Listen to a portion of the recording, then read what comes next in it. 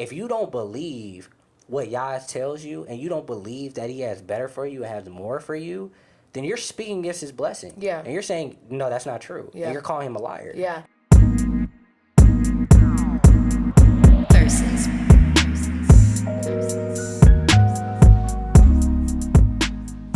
Welcome. Shalom. Why you always look at me when you do it? Because I want to tell you shalom. Shalom, family. What's up, y'all? We are back again, another week. Yep. Another episode coming in hot. Hope y'all ready for this one. I believe all of our messages are a good message, but, I think this one's going to be a good one, too. So, see what the Holy Spirit got in store for today. We will be talking. It's almost like we have it's almost like it's like a series, but it's not really a series. It's our life. Yeah, all right. We're going to talk about the Promised Land today. And we're going to talk about what it takes to get to the Promised Land, but also what hinders us from getting to the Promised Land. So sit back, relax, let's get to it. All right. But before we start that, let's start with... games. Go give me my mic. I'm on both the mics. We're playing some games, man. I go first, okay? So this time, y'all, we're going to do trivia. Ooh. Okay. So play along. See how much you know about the Bible. I got some good questions for you today. All right. What tribe had no inheritance in the land of promise? Hey, that goes with our theme a little bit. Try the Levites. Good job. Tribe of Levi. Good job. Yes, they were priests. Their inheritance was Yah. Yes. And that's what He wants for us. Yes. Amen. Okay, that was good. 1 point for me. Good. Okay, here we go. This is kind of a different spin of a question. Finish this proverb. Where there is no vision, there is no direction. Is that your final answer? Yes. It makes sense. But the proverb is actually, where there is no vision, the people perish.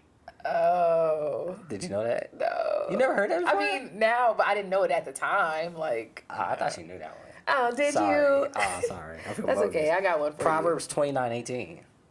A little different spin. All right. What was the Garden of Eden guarded with to prevent future access to the tree of life? Cherubim. And? Seraphim. Is that your final answer? Those are my final answers. I'll give you half a point. Cherubim and a flaming sword. I'll give you half. Okay. I'll give you half. So, okay, got it. The cherubim had flaming swords? Yeah. Oh, that was right. No. That's like saying... I'm asking you specifically what the verse says. That's like who... It says cherubim and a flaming sword. So you can't... And those a are flaming... two So things. we don't know if the cherubim had the flaming sword or if the flaming sword was standing alone. Yeah. Okay. All right. Well, okay. Go ahead. All right, last one. You should get this one. Oh, gosh. Who watched as Moses floated in the basket down the Nile? His mother and sister. What's your answer? One of them. Which one? The sister. The mother. Is that your final answer? You're playing with me. Is that the final answer? Why are you making me? Is that the final answer? You're making me mess up. Is that? I know. I'm asking you what your final answer is. One of them. Which one? I'm giving you a hint. It's one of them. Which one? It's the sister. It's the... See how You gotta be sure of your answer. The sister. That's it? That's final answer? Yeah. You sure? Yes. Ding, ding, ding, ding, ding. See, you gotta be sure. No, but I don't see. That's not fair. You were playing with me. No, that's okay though. That's you got it right. You knew saw it. You knew the You guys answer. saw the games. You can't let people take Anyways. you off your A game. You know what I'm saying? All right, there we go. So I won. No, you didn't. No, you didn't. It's okay. All right, let's be good. I think this season I am beating you. I think I'm like 3 wins to. Was this our 4th episode? We don't even want to do that because that's actually not true. You failed terribly the first one. No, that's all right. That's one game. All right. Go ahead. All right. So today, what are we talking about? We are talking about, as I said, getting to the promised land. Mm-hmm. You know what that looks like, and we're gonna go into the word. We got a lot of scripture, but it's very interesting. So y'all just hold on, listen, read it for yourselves after the podcast. So let's dive into the word. And I feel like we're kind of focused more on the giants, right? We're focused more on the obstacles, the challenges that may try to prevent you from following Yah into the promised land. Yeah, because everybody talks about going to the promised land. Like, I gotta go to the promised land. I'm about to get it. But it's like, man, look, a lot of people did not make it to the promised land. Yeah. Including Moses. Yes, he did not. Spoiler alert. So, sad face. Let's get to it. All right, so we're going to start off in Numbers 13, start at 26. It says, "Now they departed and came back to Moses and Aaron, and all the congregation of the children of Israel in the wilderness of Paran, at Kadesh. They brought back word to them and to all the congregation, and showed them the fruit of the land. Then they told him and said, 'We went to the land where they sent us. It truly flows with milk and honey, and this is its fruit. Nevertheless, the people who dwell in the land are strong, and cities are fortified and very large. Moreover, we saw the descendants of the Anak there.'" Okay, so we're gonna stay right there. So we see when they came back, they said, "Hey, look, what y'all told us is the truth. Yeah. Land flowing milk and honey, man. It's prosperous. Yeah. So we're gonna have everything we need there." But they also continued on with the truth and said, "Hey, look, they got strong cities, they got walls, and they also the descendants of the Anak are giants." So they didn't lie. They said, "Look, this is the situation. Yes. The land he promised us is real. Yeah. However, there are some things that we're going to have to overcome Yeah. in order to get this land." Yeah. And they also showed the fruit, which was proof. Yeah. They showed proof. Yeah, they showed that, okay, Yah did not lie to us. Right. That's good. So now, moving on. So now I'm going to skip 29. Now let's read 30 through 33. Okay. So it says, "Then Caleb quieted the people before Moses and said, 'Let us go up at once and take possession, for we are well able to overcome it.' But the men who had gone up with him said, 'We are not able to go up against the people, for they are stronger than we.' And they gave the children of Israel a bad report of the land which they had spied out, saying, 'The land through which we have gone as spies is a land that devours its inhabitants. And all the people whom we saw in it are men of great stature. There we saw the giants, the descendants of Anak, came from the... There we saw the giants, the descendants of Anak, came from the giants, and we were like grasshoppers in our own sight, and so we were in their sight.'" Yikes. So on one end, you have one person out of the 12 tribes who just so happened to come from the tribe of Judah, Okay. and which is the same tribe Yeshua came from. And he says, "Hey, we can defeat them. Yeah, there's giants there, but not only can we defeat them, but we are well able." So that means he believes that they believe that they are more than capable of overcoming these giants in the promised land. Right. Then on the other side, you have 11 out of the 12 tribes that are saying, or no, because did Joshua go with them? Joshua did go with them, Okay, I believe. I believe so too. Okay. So you have the rest of the tribes, which are the multitude, which, are the majority of the tribes that went, and they're all saying, "Yeah, nah, man, I don't think we could do it. This is a dub. This is a failed mission. These giants are stronger than us, and these giants are stronger than Yah. So we can't do this." Joshua did not go. Joshua did not go? No. I thought he didn't. Okay, no. So 11 out of the 12. That is 11 out of the 12 that said and believed that the giants were greater than they were. Right. Right. And that's crazy. And I think, you know, it speaks to there's a couple lessons in this, right? First and foremost, right? Caleb made sure to say we have to go we got to go take it.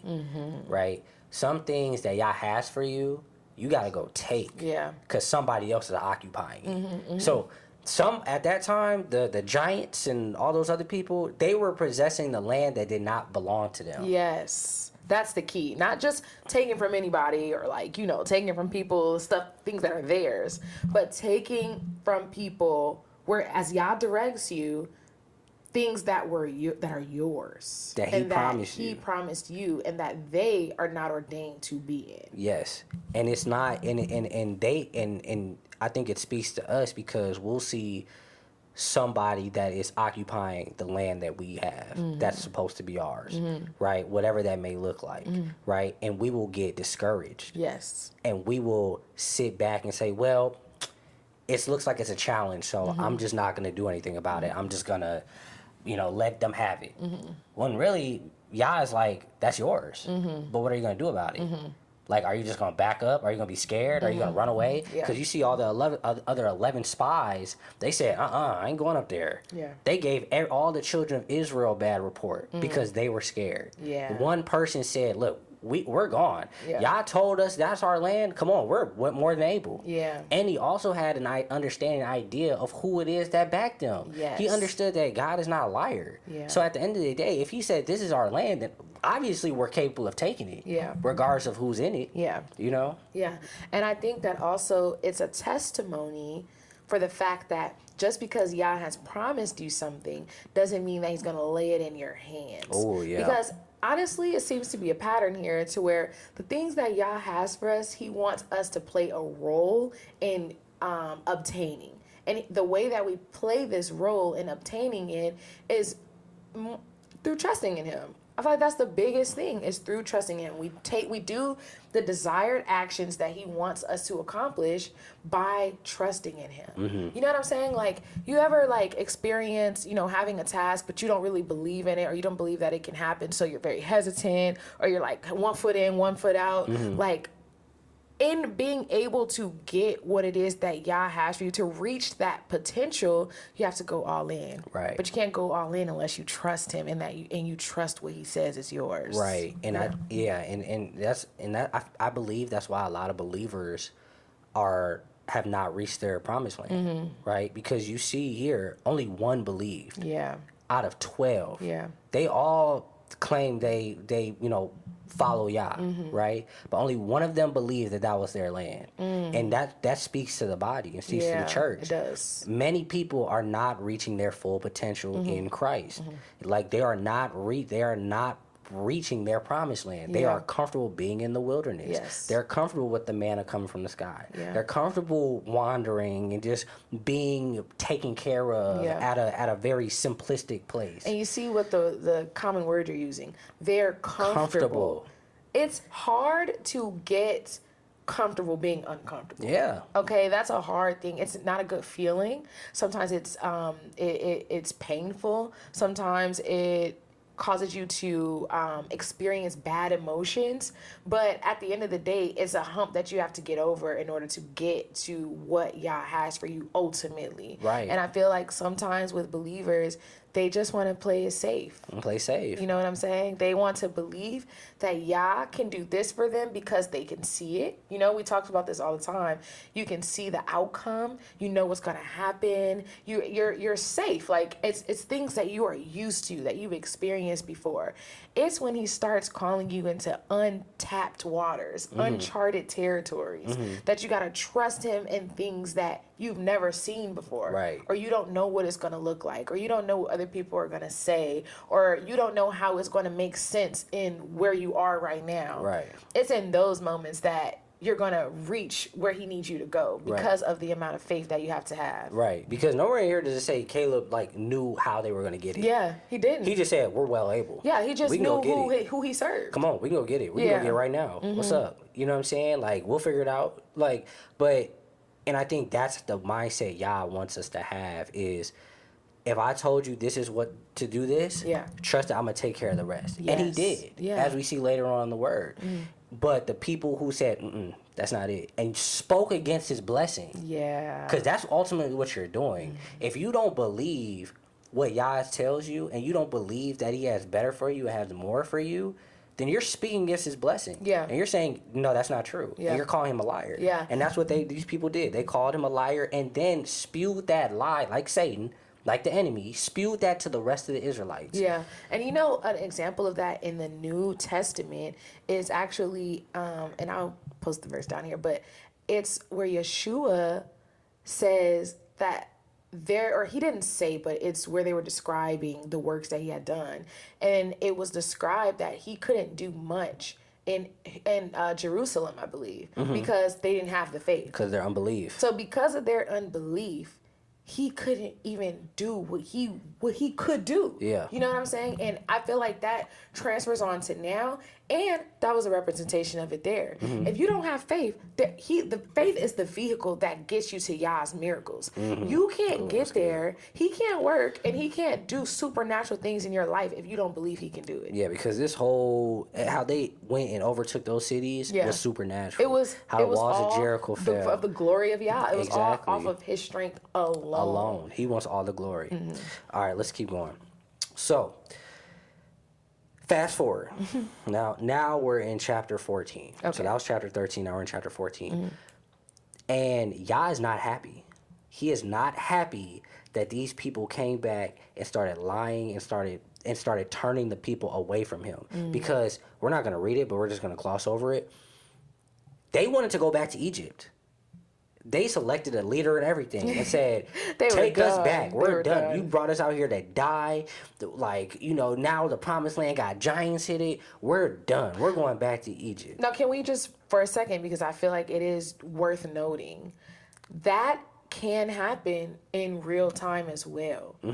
Yah can give you something that seems so great and so large and so unattainable that you begin to start to look back and you begin to take those steps backwards because you feel like what he's shown you, you can't reach. And I'll be honest, you can't reach it without him.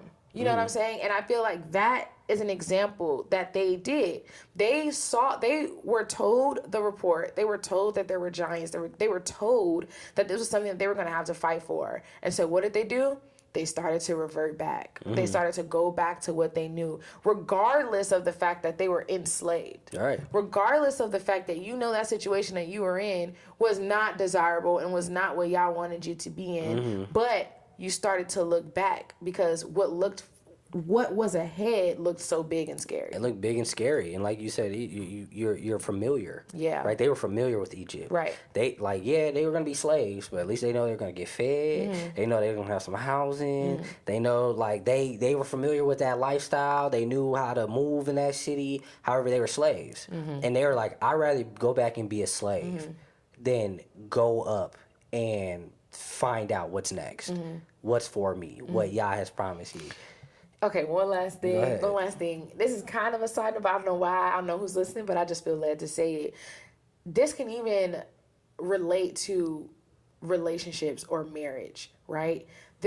Don't settle. Don't go backwards and settle for the person who has all of these red flags because you're afraid and you don't believe that Yah can give you somebody that he has ordained for you to be with. I feel like it goes in the same realm of the promised land. At the end of the day, yes, you're going to have to step out in faith, and yes, you're going to have to probably go through a single season, but that doesn't mean to settle just so you won't have to experience that or be alone. Yeah. Okay. You can do that. That's good. The promised land represents Yah's promises and faithfulness.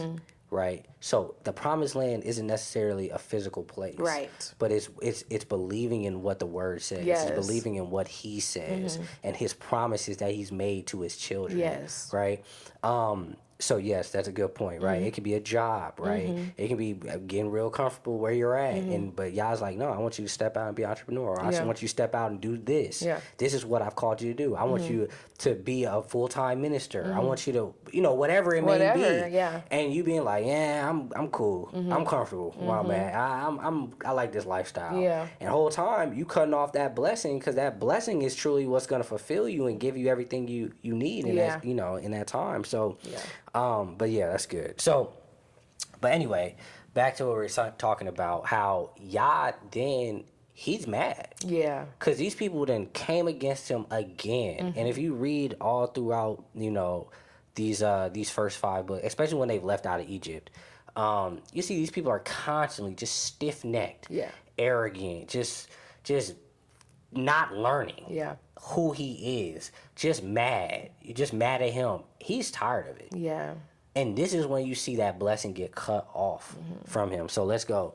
Let's read Numbers 14:22 through 24. I'm here already. Here, I'll read it. Okay. So I guess you wasn't going to let me read. I was going. Okay, verse 22 says, because all these men who have seen my glory and the signs which I did in Egypt and in the wilderness, and have put me to the test now these 10 times, and have not heeded my voice, they certainly shall not see the land of which I swore to their fathers, nor shall any of those who rejected me see it. But my servant Caleb, because he has a different spirit in him and has followed me fully, I will bring into the land where he went, and his descendants shall inherit it. Ooh, that's packed. And you see, he wasn't just talking about those 11 that didn't believe. Yeah. He talked about all of them that believed the lie. Yeah. So if you believe the lie, you're still liable. They didn't see it, but they chose to believe the lie. They chose in that moment who they were going to believe. Yeah. And it cost them. Cost them their lives. Literally their lives. It cost them the promises that Yah was going to give them. Yeah. It cost them the prosperity. It cost them the peace and the shalom. Yeah. It cost them everything. They were right there. Right there. They're right there. All because they didn't believe. They didn't have faith. And that's as simple as it gets. And they've had chances. They've had multiple chances throughout them being in the wilderness to finally catch on and be like, okay, let me just believe. Let me follow him fully. And they still haven't. Yeah. Eventually, Yah's going to shut that door. Yeah. You don't deserve it at that point. Exactly. He's going to pull that away from you. You are not owed anything. And I think that's the biggest point. You are not owed the promised land. The promised land is a gift. Yes. Gifts are not owed. You don't owe anybody owe anyone a gift. The promised land is a gift. He is freely giving it to you. If you're going to continue to deny it like anybody, you're not going to force anybody to take a gift. And that's what they did. Yeah. They denied it again. Yeah. And this time, it cost them. Yeah. So now they just got out of Egypt. The people who saw him work in Egypt, they left Egypt just to now die in the wilderness. Everything that they didn't want to happen. And why? Literally all because of their belief. Unbelief. Their unbelief. Yes. Literally their unbelief. Yes. So that shows to tell you that it is very powerful. Your belief and what Yah can do and who he said that he is, that can make or break the whole course and trajectory of your life. Of your life. You know? Just like that. But let's talk about Caleb. Because Caleb, one thing that stood out to me, right? It says that he was walking in the right spirit. Yeah. Right. But he also said fully followed him. Yes. Fully. I noticed that as well. You can't doubt. You can't doubt. You Can't have be to one toe in, one toe out. He does not. You are not make the promised land if you are lukewarm. Yes. Because ultimately that's what it is, serving two masters. Serving two masters. You cannot make the promised land serving two masters, being lukewarm. No, you got to fully. The promised land, the promises of Yah are for those who fully submit to his will, who are obedient, who trust in his word. Now I have a question. Yeah. Right? Because obviously it is easier said than done. Right. So what do you do to make sure that you receive the promise? Well, and for the record, the ultimate promised land is the kingdom. So right. if you haven't received Yeshua in your heart, that's where that's the only one that matters. Okay, Right. that's the only promised land that matters. That is the promised land. Everything else is an addition, is an add-on. Yeah. So back to my question. That is true. That is true, because the promised land does represent the kingdom. Yeah. Which is also Yah's promises. Yeah. For us through Yeshua. So, well, first before we get to what to do, let's finish the text. Okay. Let's finish the text, because let's wrap it up and then we'll finish that off. So read 26 to 30. Okay, verse 26. And Yah spoke to Moses and Aaron, saying, how long shall I bear with this evil congregation who complain against me? I have heard the complaints which the children of Israel make against me. Say to them, as I live, says Yah, just as you who have spoken in my hearing, so I will do to you. The carcasses of you who have complained against me shall fall in this wilderness. All of you who were numbered according to your entire number, from 20 years old and above, except for Caleb the son of Jephunneh, and Joshua the son of Nun. You shall by no means enter the land which I swore I would make you dwell in. And keep going. Was it No, to 30? Only to 30. Okay, yeah. But that's where we're gonna cut it off at. But like, they were only two from that generation. That whole generation that saw all his wonders works still did not believe. They still, bro. That's what I'm saying, bro. People ask for signs. People ask for wonders. You know, people ask for Yah to show himself. You still will not believe. Exactly. You still will not believe. Yeah. It is not good. That is not going to help you. At the end of the day, faith is something that is given. Yeah. You got to ask for faith. Yes. You got to receive faith. Like, at the end of the day, he did all that for them, raining manna from the sky. Just for them still not to believe and not make it in. Yeah. But their kids did. Their kids did. So, yeah. Yeah, I feel like at the end of the day, I know I keep stressing belief, but like, for real, you know what I'm saying? Like, and I think that, well, okay, this goes back to the question that I asked you. Yeah, go ahead. So the question is, what do you do, right? How do you stay strong and established and fortified in your belief in ultimately Yah, over even the promise, Yah. You know what I'm saying? Because I feel like that's when the struggle starts coming in, right? When you start, I'm going to keep bringing this up because I know for me, that's when I have to really buckle down on my relationship, is when the circumstances. Right. You know what I'm saying? So what do you do? Whew. This is our closeout. Okay. I think the first thing you have to do, not the first thing, but just in general, you have to remember all that he's done for you and how he's never let you fall. Yeah. And how he's always come through. Even if it's late, even if it's not on your time, it's on his time. But you have to remember those things. You have to keep in remembrance how good he is, right? You have to believe the word for what it is. That these events that happen in the word are true. If he can rain down food from the sky, if he can bring all these plagues on Egypt and free the people, if he can, split the Red Sea, if he can do all these things, I'm pretty sure he can do anything, like in our lives. Like, swallow Jonah and spit him out. Swallow Jonah and spit him out. You know what I'm saying? Preserve the 3 Hebrew boys in the fire furnace. Well, It's endless. Even Daniel in Lion's Den. Yeah. Like, all these things, all these miracles that have happened. You have to believe these things are true. Yeah. Because that's a test. Those are testimonies. This book is full of testimonies. Yeah. And at the end of the day, that's how we believe, and that's how we have faith. We believe he can do that. He can definitely do anything in our situation. Yeah, that's so true. That's good. And also, like, when you are struggling with belief, to pray about it. You can pray and you can ask for more wisdom. You can ask for more understanding. You can ask him to increase your faith. You can ask him to help you with your unbelief. That's literally biblical. There's literally a story where a man is asking Yeshua, help me with my unbelief. It's okay. He knows that that's something that it can get challenging with, Yeah. We've been blessed to have a high priest who understands what we have gone through, which is Yeshua. Right. So you can ask and say, please help me with my unbelief. You know what I'm saying? Because you want to reach that promise. You want to be able to to reach your full potential of who Yah has destined you to be, you know? So it's okay to ask. Right. And also to remember that with all things, I'm sorry, not with all things, but all things are possible with Yah. Yes. So at the end of the day, remember, well, it's basically what you said. Remember the God that you serve. Remember that he can do whatever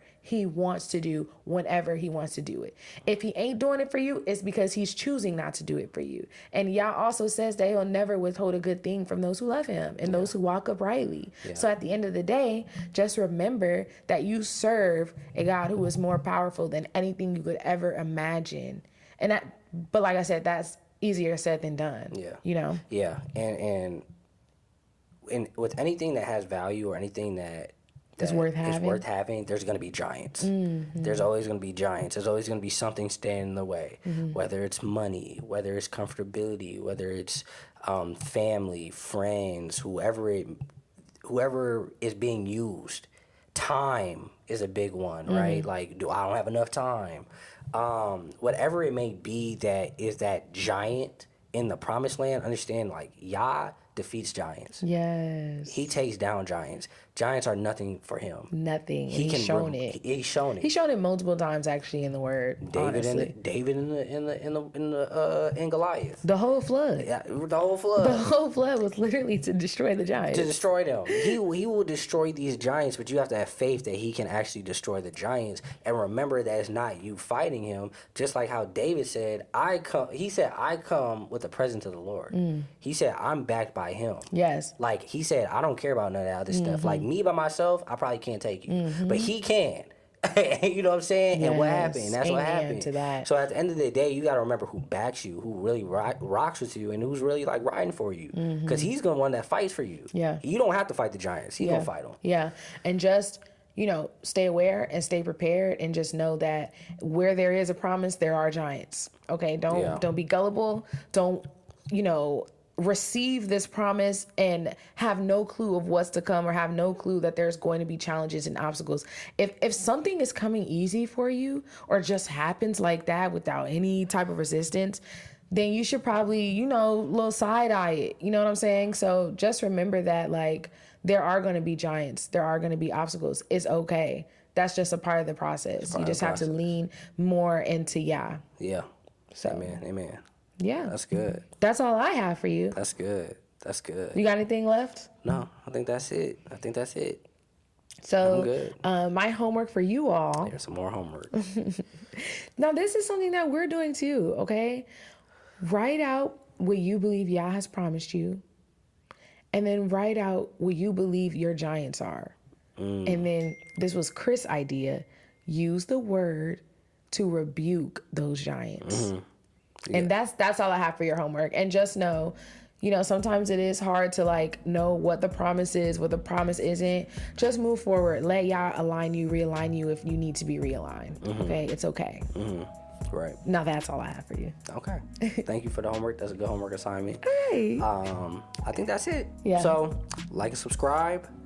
You know the vibes. You know the deal. We and love you. Yeah. Shalom, shalom. Shalom, shalom.